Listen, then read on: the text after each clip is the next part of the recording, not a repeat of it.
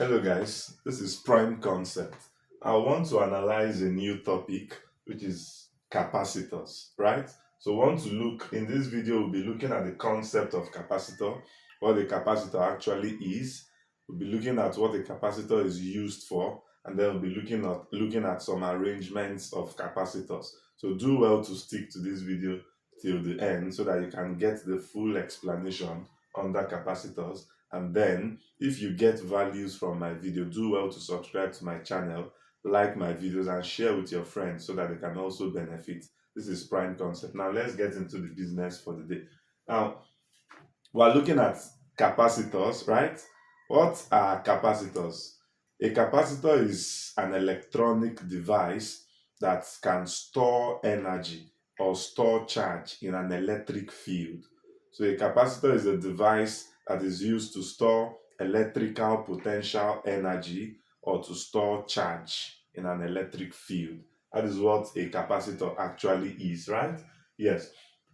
Now, capacitors, we can have different configurations or different ways of constructing capacitors, but basically in this session, what we'll be looking at is a parallel plate capacitor.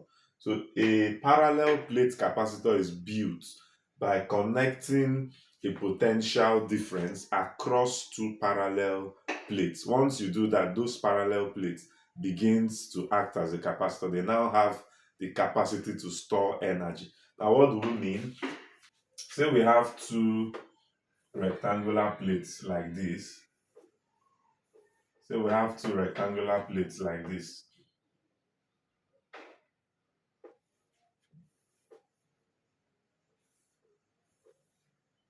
So we have two parallel rectangular plates like this. If I connect this part to one part of a battery, say the positive part of a battery, and connect this other plate to the negative part of a battery, what simply happens here is that the battery will transfer the positive charge here to the top part of this plate so that the top part of this plate becomes positively charged, right? And then the negative part will be transferred here so that the down part of this plate becomes negatively charged. And then you have, since you have positive charge and negative, there will be a difference in potential in this plate, right? Yes. And this system you can see here is what you call a capacitor. Now, but one of the things you should note when you are arranging the parallel plates, you arrange them such that the two plates don't come in contact with each other. Of course, because you can see that this is a battery. It's connected to a battery. If the plates come in contact with each other, there will be an explosion. It will spark. So you always separate the plates, keep them at a certain distance from each other. Now, there are so many other things we use to separate them so that they don't touch. We can just allow them to stay like that in space. When you separate the plates without putting any material inside to keep them separate, then it means that those plates are separated with air or by air. So we say the capacitors are present in vacuum, in free space. But in some other cases, you might insert some insulating materials in between so that that insulating material would help shield the two plates from touching each other. So in this case, you would say you have inserted a dielectric material, right? So in the later part of this, we'll learn what a dielectric material is. So it's just an insulating material that does not allow electricity to pass through, but it can allow electric field to travel. So that is by the way. So this system we have on the board here is a capacitor, and then it is at a potential difference of V, right? And then the plates are separated, like I mentioned. You always keep them at a certain distance so that they don't touch each other, so that you can avoid spark. So this is a capacitor. And the next thing we want to consider, you would understand from here, is when you connect these parallel plates to a potential difference, these plates will be charged. And by experiment, it has been observed that the charge on the plates of this capacitor is proportional to the potential difference connected across the plates. So it means that the charge on that parallel plate capacitor is proportional to the potential difference V that is connected across the plate. Now, if you remove the proportionality sign, you're going to introduce a constant. So you have that Q is equal to CV, where C is the constant, right? And C, being the constant of proportionality, is known as what we call capacitance. Capacitance of a capacitor. So C, being the constant here, is called the capacitance of a capacitor. So this is going to be our first equation here. Now, what is actually capacitance of a capacitor? Remember we mentioned earlier that a capacitor is a device that stores charge, electric charge, or that stores electric potential energy, right? So what do we mean by capacitance? Let me still bring it to your doorstep. It's just like a capacitor is just like you have tanks, GP tanks for Nigerians, GP tanks that you use to store water. Now you know that you have different sizes of tank, right? So it means if I have a 500 liter, or let's say 500 gallons tank, it means that that 500 gallons tank can take only 500 gallons of water, right? If I have a 1,000 gallon tank, it can take 1,000. So you notice that their capacities are not the same. So the capacity of the 1,000 gallon is bigger than that of the 500 gallon.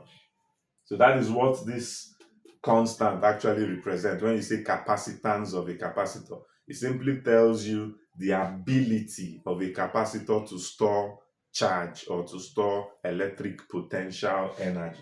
So take note of that. So capacitance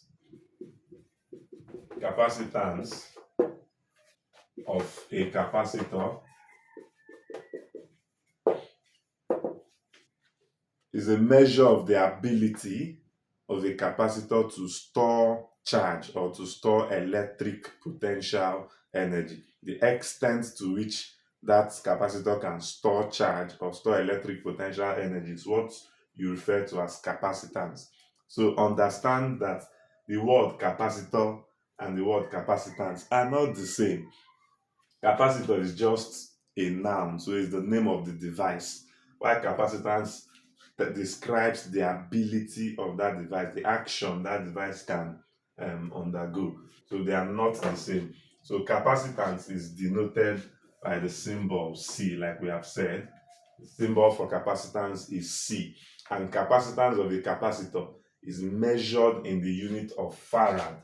So the unit is farad, of course, after the powerful scientist Michael Faraday. So the unit of capacitance is farad, or this is what we commonly use, but you should still know that the unit can also be per per volt, right? So, but this is the common unit, farad, for capacitors. Now, we want to look at, we want to generate a new formula since we are talking about a parallel plate capacitor. Now, what will be the relationship for the capacitance, and then what is the capacitance of a parallel plate capacitor? What is it dependent on? So we want to see how we can arrive at that relationship. So remember how you recall that the first equation we got today is Q equals CV. So if I make C the subject here, I would have that C is going to be Q over what? V. So I'll call this equation 1. We want to derive a relationship. Now also, if you recall from Gauss law, when we did Gauss law, you would also recall that E times area, electric field E times area, is equal to charge enclosed divided by what? Permittivity of free space. So that if I make E the subject, I would have that E is equal to charge divided by area times permittivity, right? Yes. So I will call this equation 2. Now, if you also recall, we have another equation we also generated, which is actually what? Okay, let me make Q the subject formula here. Let's go this way. Let's make Q the subject. So if I make Q the subject, I will have that Q is EA epsilon naught. I think this will be easier for us. So you have Q. As you also recall, we have that V. We also derived this relationship that V, potential difference, V is equal to ED. We called it EL, but I told you that it's still same as ED or ER or EL.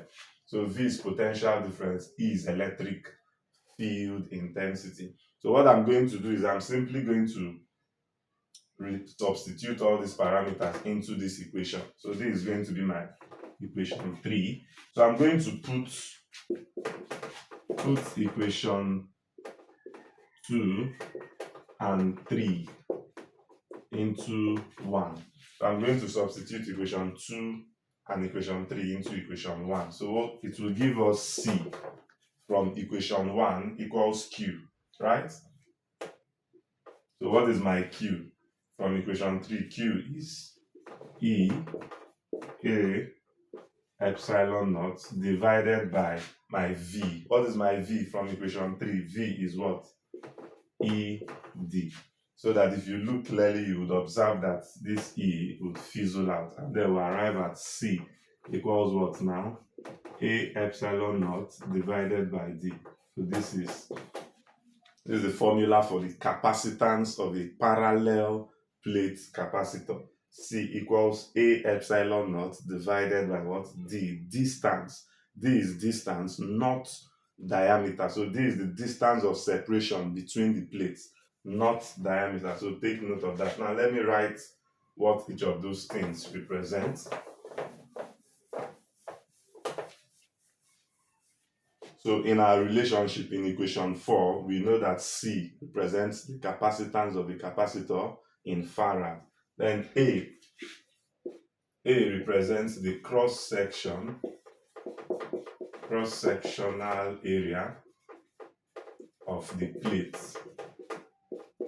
So the capacitor plate, the area of that plate is given by this. So it can take whatever shape. It can be circular, it can be rectangular. So it will be dependent on the shape you're given in the question. Then epsilon naught, we know already, is permittivity of free space. So this is epsilon naught. And then D is distance of separation between plates. So this is the distance of separation between plates. Now if you carefully look at this, you will notice that the capacitance of a parallel plate capacitor is dependent on basically the geometry of the parallel plates, the geometry of those plates. Now what do we mean by geometry? We simply mean the shape and their arrangement. That is what the capacitance of the capacitor is actually dependent on. So we're going to do deductions from this relationship. So to point out some very important facts about this formula. Now we have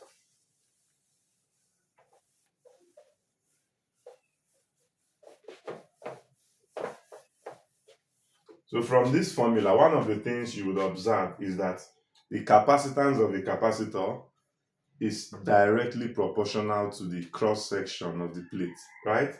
So what it means, your first point to note is that capacitance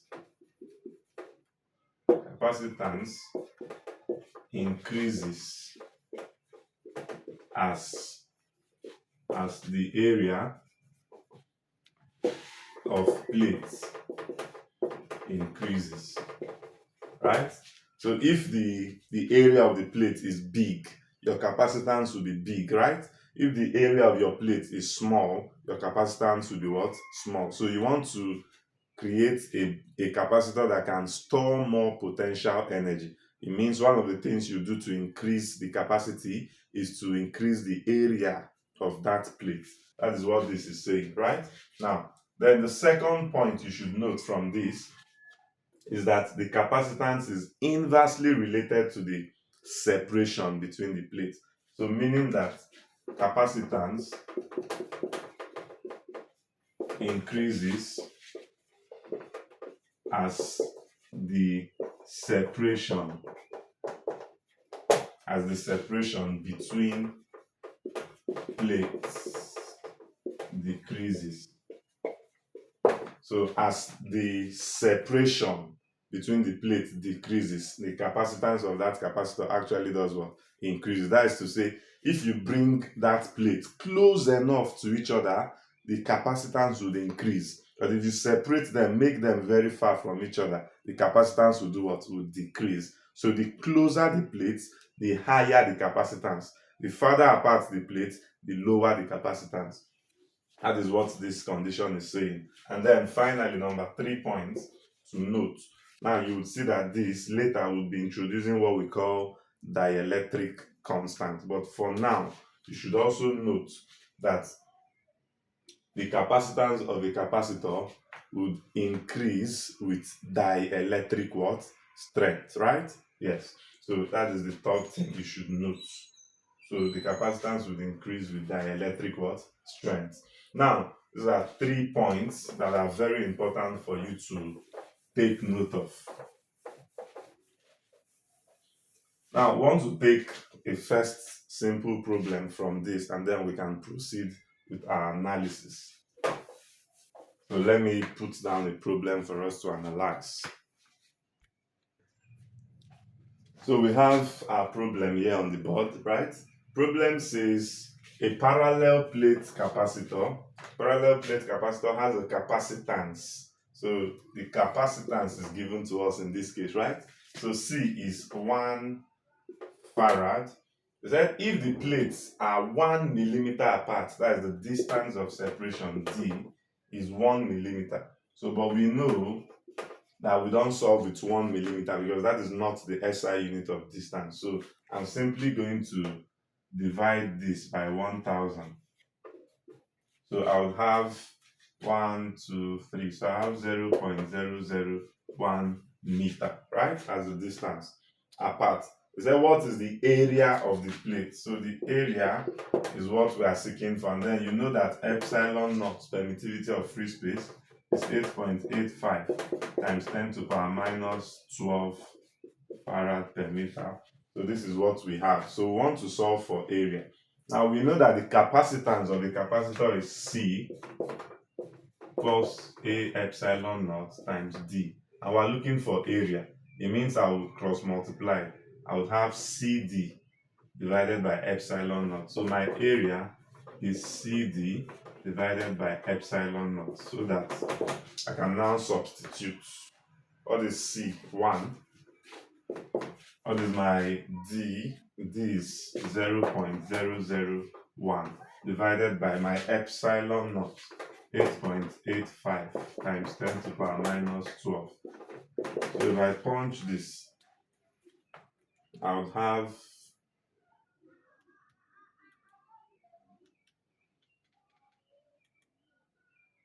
divided by this. So this is 1, 2, 3, 4.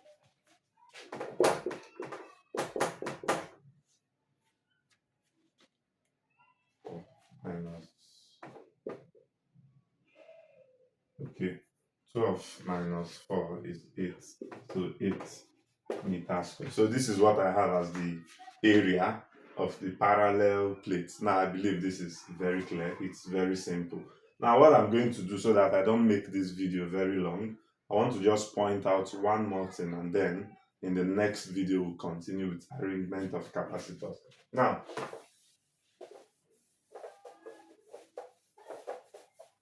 one of the things you should take note of is the symbol, the circuit symbol for a capacitor, right? In circuits, so you want to draw a circuit that contains a capacitor, one of the things you should take note is the symbol for a capacitor. So the symbol, even though I've done that in one of my videos, the symbol for a capacitor is this: 2 equal lines. 2 equal lines. So this is different from that of voltage, right? DC voltage. So for a capacitor, it's 2 equal lines. So this is the symbol, circuit symbol for a capacitor, or you can still have this. You can still have this, but this is not commonly used. This is still a circuit symbol for capacitors, but it's not commonly used. So this is what we use commonly, right, in circuit analysis. So I believe this is very clear. Now, one of the things you should take home from this video is that we first explained what a capacitor is. We mentioned that a capacitor is a device, an electric or electronic device that is used to store electric potential energy or to store charge in an electric field. So that is what a capacitor is. And we mentioned the capacitance of a capacitor. We mentioned that the capacitance of a capacitor is dependent on the geometry of the material, right? The plates. So we mentioned that, and we mentioned how the capacitance depends on area of that plate, how it depends on the separation between the plate, and how it depends on the dielectric material that separates the plate, right? We mentioned these things. And you should also know that capacitors are used in various applications, not just for storage of energy, but this is what we are concerned with, right? So, but capacitor can be used in filter circuits in electronics. So it can be used in so many other areas, right? So those are some areas of application for a capacitor. I would stop here in this video. In my next video, I'll be analyzing arrangements of capacitors. How do you arrange capacitors? When you go to the market to buy capacitors, capacitors are in different sizes. Now, you may need a particular size that is not available in the market. So what it means is that you may need to combine two capacitors so that you can get the value of what you're looking for. So what are the possible combinations or arrangements for these capacitors? We'll look at this in the next video. Do well to subscribe to my channel, like my video so that you can get to others, comment and share with your friends so that they can also benefit. Remember, this is Prime Concept. Thank you.